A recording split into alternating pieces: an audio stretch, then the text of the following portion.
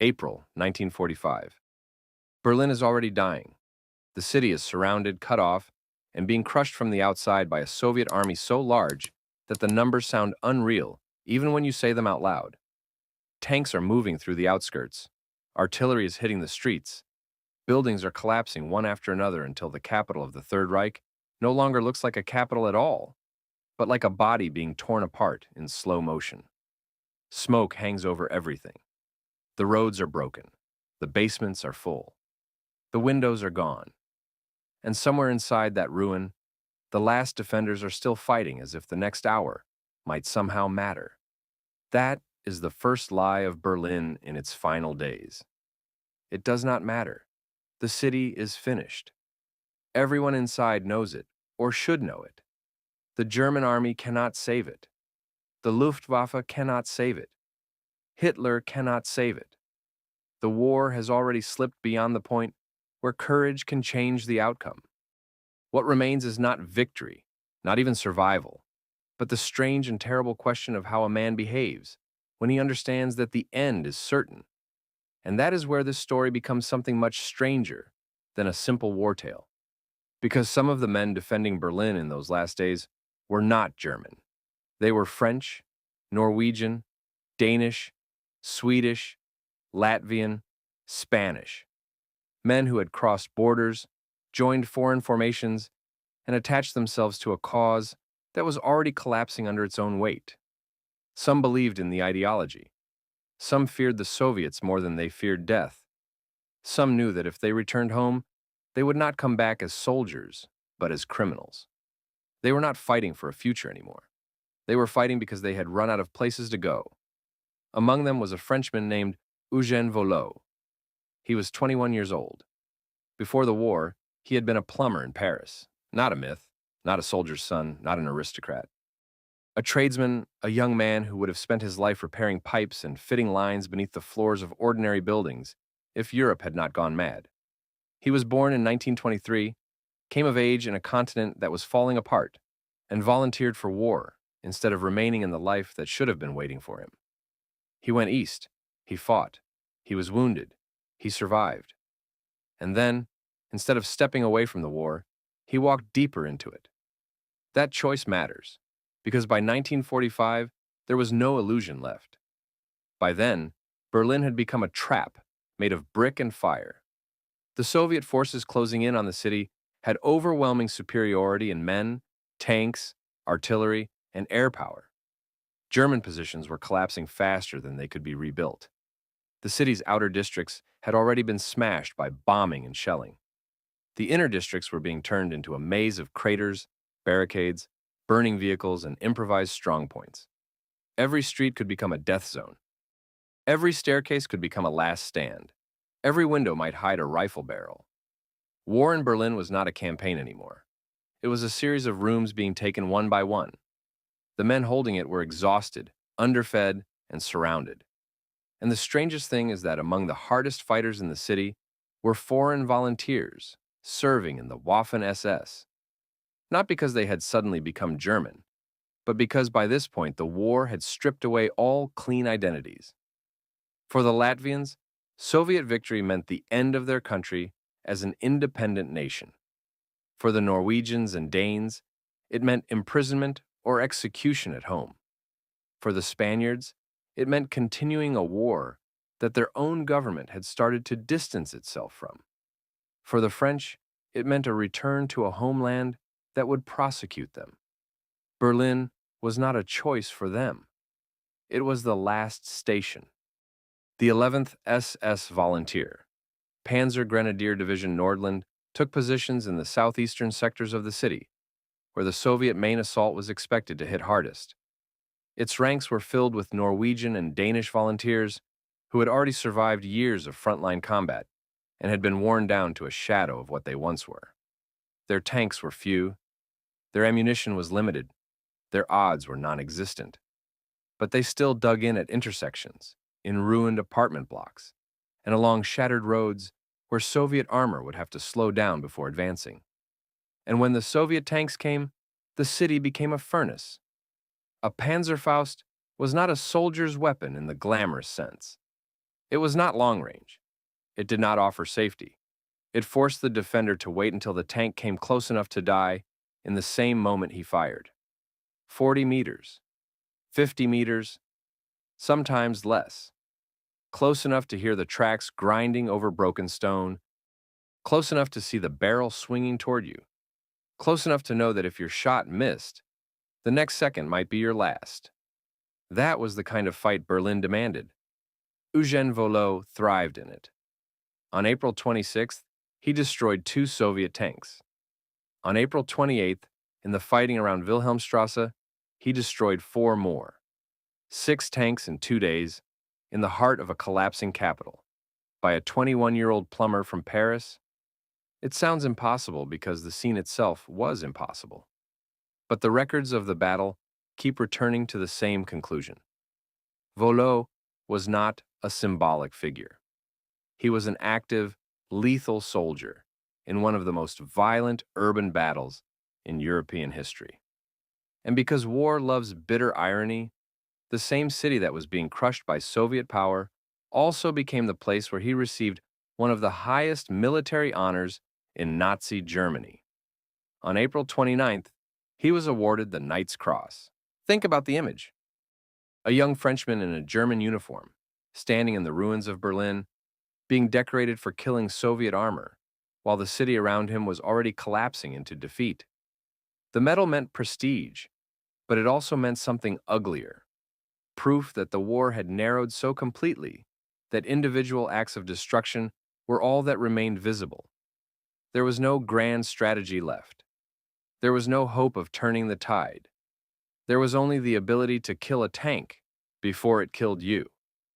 By the end of April, the city was being fought over block by block, stairwell by stairwell, wall by wall. Soviet infantry worked through buildings with grenades and submachine guns. Sappers blew holes through walls to avoid the open streets. Tanks rolled in support, blasting away at anything that moved. German and foreign defenders answered from cellars, windows, and collapsed upper floors. The sound was so constant that it became less like explosions and more like the city itself was breaking apart from the inside. Berlin had become a machine for producing endings. And yet, the foreign soldiers kept fighting. The French battalion Charlemagne, the Nordland men, the Latvians, the Spaniards, the remaining Germans around the bunker district, all of them were now part of a shrinking ring of resistance that had no realistic path forward. Some stayed out of ideology, some out of loyalty to the men beside them, some because surrender to the Soviets meant something worse than death. That is the uncomfortable truth at the center of this story. It is easy to look at a uniform and think the motives are simple. They rarely are. Human beings make terrible choices under terrible pressure, and then they live inside those choices until the end. For Volot, the end came fast. On May 2nd, during the breakout attempt through the Tiergarten, he was killed by a Soviet sniper. He had been alive long enough to receive the Knight's Cross and dead before the city formally surrendered. 21 years old, a Parisian plumber, a soldier who had fought his way through the Eastern Front, through the ruins of Berlin, and into one of the last and strangest deaths of the Second World War. He wore the highest decoration of the Third Reich for just a short time before disappearing into the same wreckage that consumed the city around him. That is why this story works. Not because it is heroic in any clean sense. It is not. Not because it is morally simple. It is not. It works because it shows what war does when it strips people down to the last layer. It reveals how fear, ideology, loyalty, and desperation can drive men into the same burning place from different directions. It shows a capital city turning into rubble while foreign soldiers stand in its streets and fight for reasons that are tragic, distorted, and deeply human all at once. And it leaves you with one image that does not go away easily. A 21-year-old French plumber in a German uniform, standing in the ruins of Berlin, waiting for Soviet tanks to come closer. That is not just a war story. That is the moment a whole world ended. The first Soviet shells landed on Berlin like the opening blows of a hammer against a dying machine. By the time the second chapter begins, The city is already beyond saving, but the men inside still do what soldiers have always done when the future disappears. They build a line, they reload, they wait. The southeast sector of Berlin has become one of the main killing grounds in the battle, and the foreign volunteers of Nordland and Charlemagne are now sitting in the ruins, with the strange calm of men who know the map is lying to them. There is no real front anymore. There are only streets, intersections, stairwells, collapsed courtyards, and pockets of resistance that survive until the next tank arrives. What makes this phase of the battle so terrifying is that it is no longer a question of defending Berlin in the abstract. It is now a question of whether a single road, a single bridge, or a single block can be held long enough to delay the Soviet advance by an hour, maybe two. In the logic of the final battle, that is the only currency left. Time. A few more minutes for the bunker. A few more hours for the people still running. A few more blocks before the ring closes completely. And in this shrinking world, the men who came from France, Norway, Denmark, Sweden, Latvia, and Spain are no longer exotic additions to the story. They are the story. They are the ones holding the edge. The first real shock of this chapter is that the defenders are still capable of striking back, not in a way that can change the war, but in a way that can still shock the enemy. Soviet armor is moving with confidence through the outer districts, expecting the ruins to break under pressure. Instead, it runs into ambushes. Panzerfaust teams wait in destroyed apartment blocks. Machine guns cut across alleyways. Soviet infantry is forced to clear each building before the armor can move forward. The Germans have almost no reserves, but the rubble itself becomes a weapon. A collapsed wall can hide a firing position. A crater can conceal a tank hunter. A burned-out tram can become cover for a man carrying one shot that might destroy a 40-ton machine. This is the kind of war where the smallest act can suddenly become enormous. A single defender who waits too long dies. A single defender who fires too early misses. A single defender who stays calm for 3 extra seconds can destroy a tank and block a road. In Berlin, that is enough to matter. The foreign volunteers understand this better than anyone, because many of them have been fighting for years already. They are not fresh recruits discovering war for the first time. They are survivors of the Eastern Front, veterans of retreat, men who have watched divisions dissolve around them and have kept going anyway. That is what makes them dangerous. They are used to confusion. They are used to bombardment. They are used to the moment when every rational instinct says to run, but the body keeps moving because stopping has become harder than continuing. This is especially true for the men of Nordland. The Norwegian and Danish volunteers in the division are fighting on the southeastern approaches of the city, where the Soviet assault is heaviest. Their positions are not elegant or orderly. They are broken lines improvised from shattered buildings and pieces of street. Their anti-tank weapons are placed where Soviet armor has to slow down. Their machine gunners are tucked into stairwells and basement windows. Their officers know the defense cannot hold forever, but they also know that forever is not the unit of measurement anymore. Every half hour bought here might mean the bunker survives long enough to make the next move. Every Soviet tank burned in the street means one less vehicle rolling toward the center. The battle is now being decided at absurdly close range. Soviet infantry advances under shell fire, clearing buildings room by room. German and foreign soldiers fire from upper floors, then vanish before the return barrage lands. Sappers blow holes in walls to move laterally without exposing themselves in the streets. Tanks fire directly into apartment blocks, tearing open facades like paper. The city is not just damaged, it is being taken apart methodically. The destruction is so complete that the defenders sometimes cannot tell whether they are inside a building or inside a pile of it. And still the fighting continues. In the middle of this inferno, Eugène Volot becomes more than just a soldier. He becomes the sharp point of the entire defense. He is not commanding a grand operation. He is doing something much more frightening and intimate. He is moving through the ruins, finding armor, waiting for the right range, and destroying Soviet tanks one by one. On April 26th, he destroys two. On April 28th, he destroys four more near Wilhelmstrasse. Each kill is not just a tactical success, but a message. The city is not empty yet. That is the strange dignity of Berlin's last defenders. They cannot win, but they can still make the Soviet advance cost more than expected. They can still turn a street into a graveyard. They can still force a pause. They can still make the enemy slow down. And in a battle like this, slowing down is a form of resistance.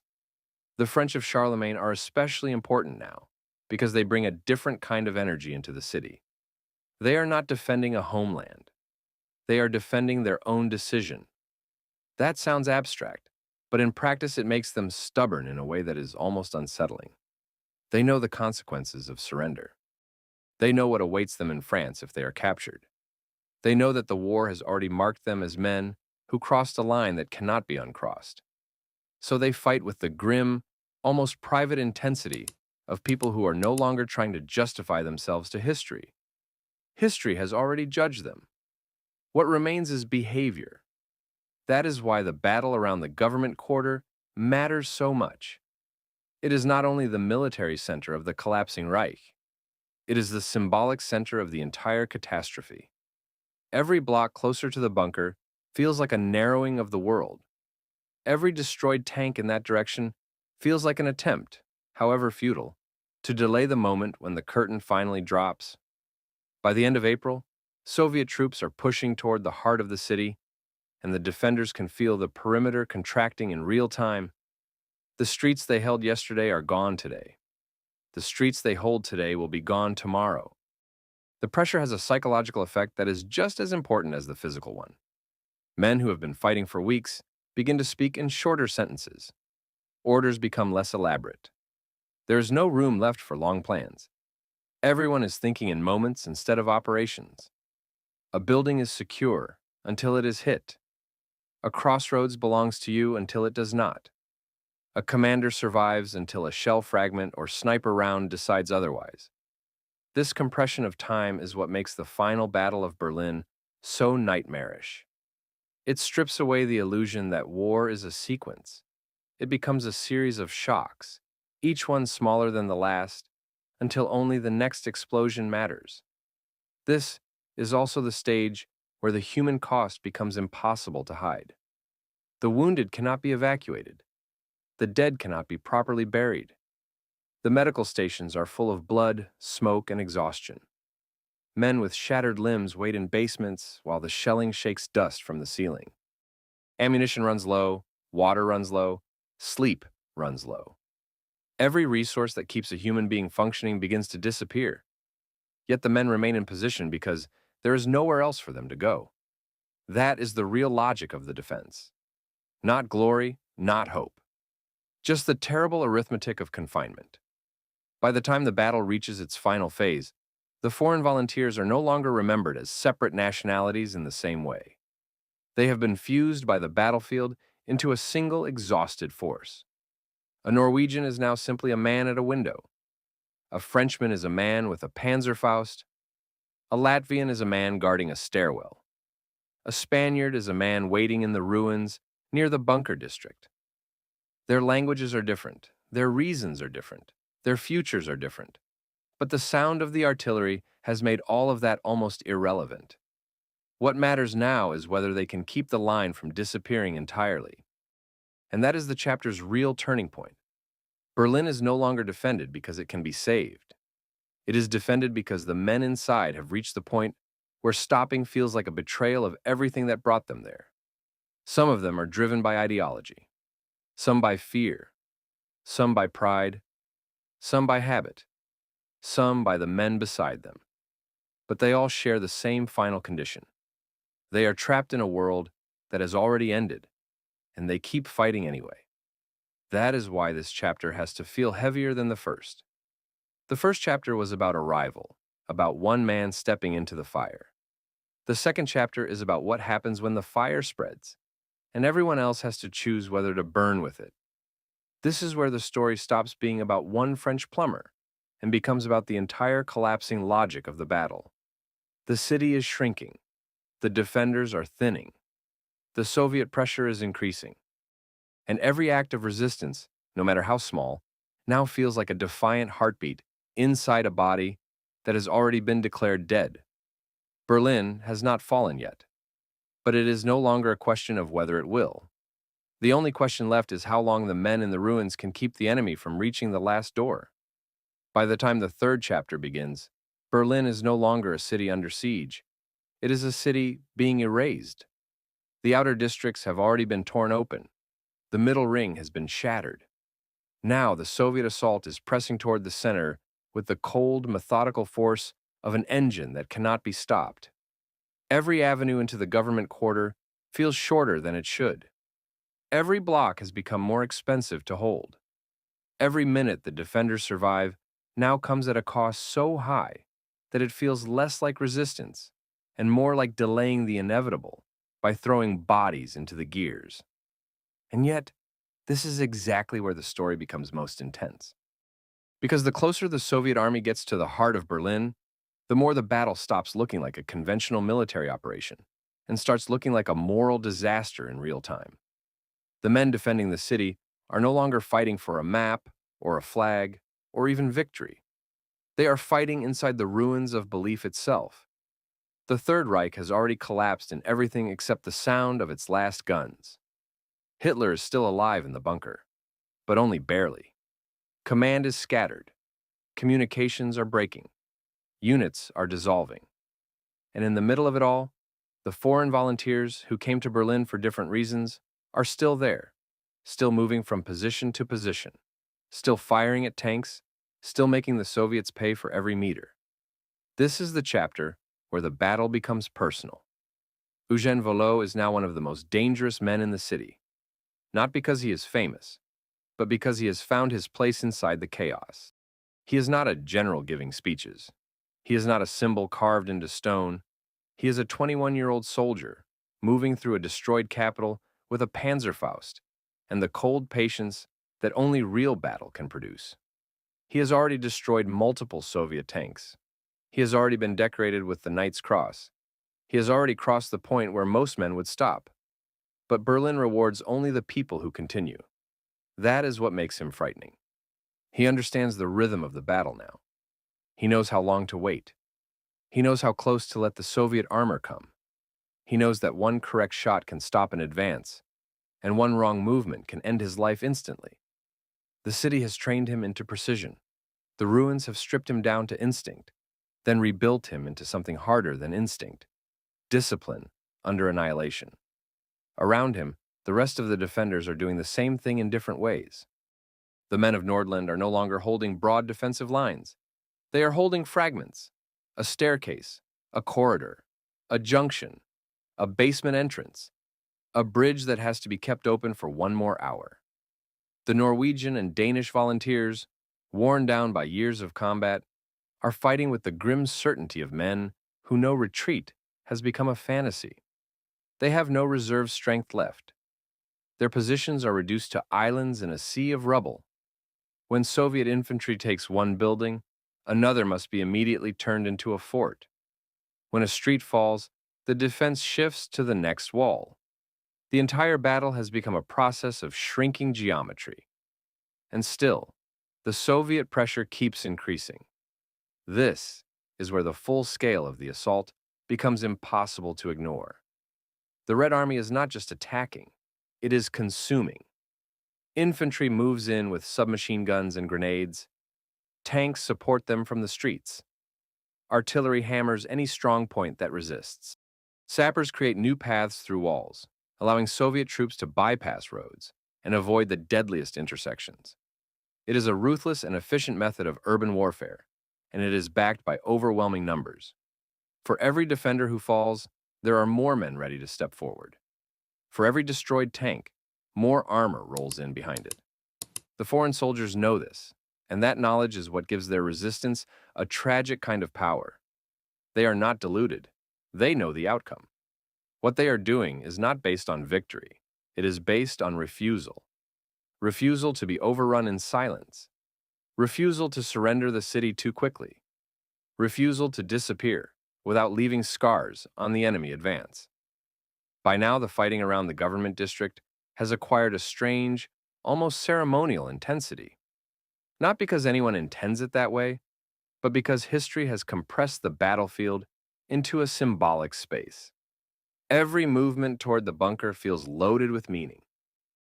Every shot fired near the Reich Chancellery feels like a final answer to a question no one can escape. The walls around the center of Berlin are now lined with men who would, under any other circumstances, never have been on the same side. Frenchmen under a German banner, Scandinavians fighting in the last perimeter of a collapsing empire, Latvians who see Soviet victory as national extinction, Spaniards who were abandoned by the country they thought they served. Their stories are different, but the battlefield has flattened them into one desperate purpose: to keep going until the line breaks. And it is breaking. That is the terrible pulse of this chapter. No matter how fierce the local resistance becomes, the bigger structure is collapsing around it. One commander loses contact with another. One company disappears inside the ruins and never reports back. One block after another changes hands. The defenders can still destroy tanks. They can still ambush infantry. They can still inflict losses that shock the Soviets. But they cannot restore the city. They can only hurt the enemy on the way to defeat. That tension creates the emotional center of the chapter, because the battle is no longer about whether Berlin will fall. It will. Everyone understands that now, even if they do not say it. The question is what the final defenders will look like when the city finally gives out.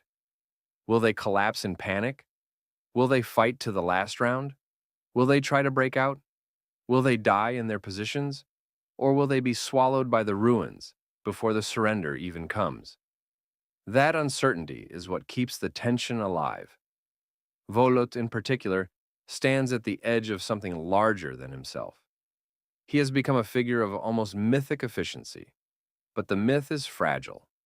One sniper round, one shell burst, one misstep in the debris, and it ends. That is the cruel beauty of this stage of the story. The same man who can destroy a tank with a single shot can be erased by a hidden rifleman from a window he never sees. War in Berlin is not a contest of noble endurance. It is a contest of which side can survive long enough to make the next lethal decision. The closer the Soviet forces get to the center, the more the city itself seems to be participating in the collapse. Streets are blocked by burning vehicles, walls have been blown apart. Underground stations are full of soldiers, wounded men, and shattered command posts. The smell of smoke mixes with dust, oil, and wet concrete. Shells keep coming in, and with every new impact, the defenders lose a little more of the physical world they are standing on. This is not just destruction, it is displacement. The old Berlin is being removed layer by layer until only the bunker district remains, and even that is only temporary. That shrinking space changes the psychology of the men inside it. Once the city begins to contract, all the usual meanings of combat start to collapse too. Metal, rank, nationality, ideology, all of it becomes secondary to the most primitive fact in the world. Who is still alive right now? Men who would never have spoken to each other in peacetime are now sharing ammunition, shelter, and the same small pocket of air. The foreign volunteers are still foreign, but in the ruins that difference has been reduced almost to a footnote.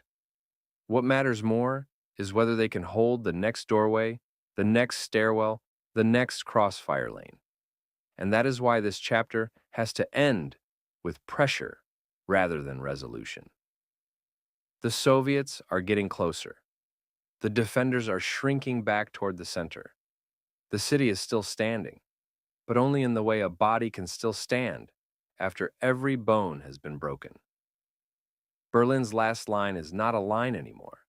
It is a cluster, a knot, a handful of positions tied together by exhaustion and refusal.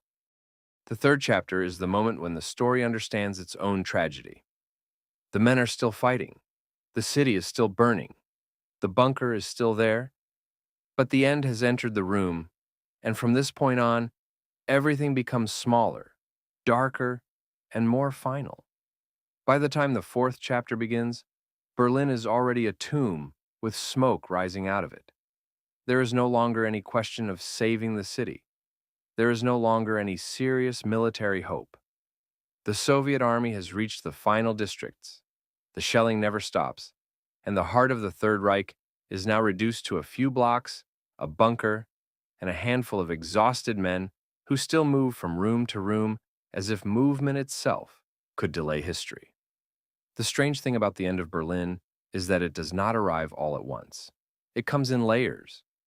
First, the outer streets vanish, then the middle districts, then the command structure, then the illusion. And only after all of that does the city truly understand that it has been lost. This is the final layer. Inside the shrinking perimeter, the foreign volunteers who have carried so much of the fighting are now trapped in the last act of the war. The French of Charlemagne, the Scandinavians of Nordland, the Latvians, the Spaniards, the remaining Germans, who still have ammunition, nerves, and a place to stand. They are no longer separate formations in any meaningful sense. The battlefield has crushed them into one exhausted mass of men, connected by nothing except the same collapsing ground beneath their feet. They are held together by artillery, not by structure, by pressure, not by command, by the simple fact that there is still something left to hold, even if everyone knows it is only a matter of hours. And then, the most famous collapse of all arrives. Hitler dies in the bunker. For the men outside, the news does not feel like a dramatic climax. It feels like the sound of a dead engine finally going quiet. They have been living in the shadow of that bunker for days, maybe weeks, but the death of the man at the center of it does not stop the Soviet advance, and it does not save the defenders from what comes next. If anything, it makes the whole situation more unbearable, because now even the symbolic center is gone. The regime has reached the point where its leader can no longer pretend to command anything. The war continues only because the machinery has not yet accepted that it is dead. That is what makes the final days so haunting. The city is still fighting after the war has already ended in every moral and strategic sense. Men are still firing Panzerfausts in the streets, still dragging wounded comrades into basements, still trying to hold buildings that exist only because the shelling has not yet taken them away. The Soviet troops are advancing with the confidence of victors, but even victory here is expensive. Every staircase, every room, every intersection has to be cleaned out. The ruins resist in their own way. Berlin is no longer a capital. It is a labyrinth of death. Eugène Volot is still in the middle of it. He has already done the thing that made his name inside this nightmare. He has already destroyed tanks in numbers that would have made him a legend in a different war, in a different army, under a different flag. He has already received the Knight's Cross and carried it into a battle that cannot be won. But now the medal, the rank, the recognition, all of it has been reduced to something almost absurd in the face of what is happening around him. The city is too broken for glory. It is too late for triumph. What remains is only motion toward an ending that cannot be avoided. And yet the final defenders do not simply collapse. That is the part of the story that keeps it from becoming a flat disaster narrative. They fight the end with the same stubborn discipline that has defined them from the beginning. The French battalion Charlemagne is still destroying Soviet armor in the government district. By the final days of April, its men have accounted for a huge number of enemy tanks in the fighting around the Reich Chancellery area. This is not myth-making. It is the terrifying reality of close urban combat, when skilled soldiers with anti-tank weapons are given narrow streets and a target that must come through them. The Soviet formations keep pushing, and the defenders keep burning machines that cost far more than the men firing the shots. Volot is one of the men doing that work. Then comes the breakout. This is the final illusion Berlin offers its defenders. The hope that perhaps, If they move fast enough and in the dark enough, some of them might slip through the Soviet ring and reach the West. Not victory, not rescue, just survival. The route is narrow, chaotic, and nearly impossible. But in the last hours of a doomed city, nearly impossible is still better than certain death in place. Groups begin moving out through the ruins, trying to find a way north, then west, toward the Elbe and the Americans. That direction matters. For some of the foreign volunteers, surrendering to the West means prison, maybe disgrace. For others, it means a chance of living through the collapse of the Reich without falling into Soviet captivity. For the Latvians, the choice carries the weight of a homeland already erased. For the French and the Scandinavians, it is about avoiding what they believe will be a worse fate if they are taken by the Red Army. Berlin turns into chaos at the exact moment the breakout begins. Flames are still rising from the center. Tanks are still firing in the streets. Soviet patrols are everywhere. Small groups of men move through the dark with no guarantee that the path ahead exists at all. Some are cut down immediately. Some are scattered. Some slip forward only to run into another Soviet position a few hundred meters later. The city is so broken now that even direction becomes unreliable. Parks turn into killing fields. Roads vanish under rubble. Buildings that once served as landmarks are gone or burning. The defenders are moving not through a city, but through the remains of one. And this is where Volot's story reaches its end. On May 2nd, in the Tiergarten, during the attempt to break out of Berlin, he is killed by a Soviet sniper. That sentence should land like a closing door, because it is the exact kind of ending this story has been building toward. He survives the Eastern Front. He survives the collapse of Germany's defenses. He survives the battle for the capital. He receives one of the highest military decorations in Nazi Germany. And then, in the final hours, in a park, at the center of a city already erased by war, a single hidden shot ends everything. He was 21 years old. That detail matters because it makes the whole story almost unbearable in hindsight. 21 is an age associated with beginnings, with the first taste of adulthood, with unfinished lives. Volo's life was already so compressed by war that it feels as if he had been dragged through several lifetimes in the span of a few years. And yet, he died before he had even reached the point where most men begin to imagine what the rest of their life might look like. In another world, he would have been fitting pipes in Paris, walking home at dusk, arguing over nothing, building a life so ordinary that history would never have noticed him. Instead, he became one of the last men to fight in Berlin. That is the final irony of the story. Not that he was brave, because bravery alone is too small a word for what happened here. Not that he was decorated, because medals are only symbols, and symbols rot quickly in the face of defeat. The real irony is that his life became visible only because it ended inside a battle so enormous, so catastrophic, and so historically charged that even an individual death could not stay private. He was one more body in the ruins of a city that had become the graveyard of an empire. The rest of the defenders meet the same fate in different forms. Some die during the breakout. Some are captured. Some survive long enough to be taken into Soviet or Western hands. Some vanish into the rubble. Some leave behind accounts that make the battle feel even stranger in retrospect, because they describe not just terror, but the exhausted professionalism of men who knew exactly what they were doing, even as everything around them fell apart. That is what gives the ending its lasting power. It does not reduce anyone to a cartoon. It shows the human beings inside the catastrophe, with all the contradiction that implies. And this is where the story finally reaches its moral center. Berlin was defended by men who should never have been standing together in the same ruins.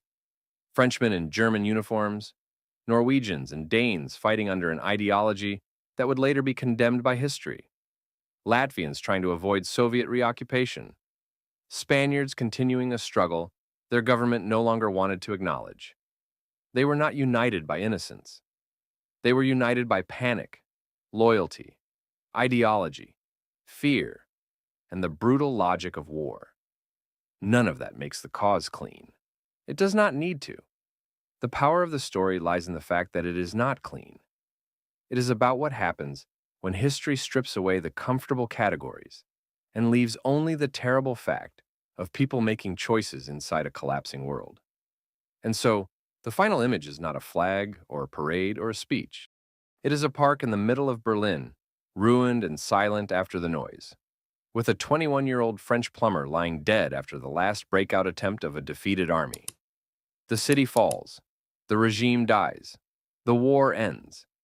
But the men who fought there leave behind one last lesson that survives the rubble. When a world collapses, it does not only destroy buildings and governments, it reveals what people were willing to become in order to endure the end.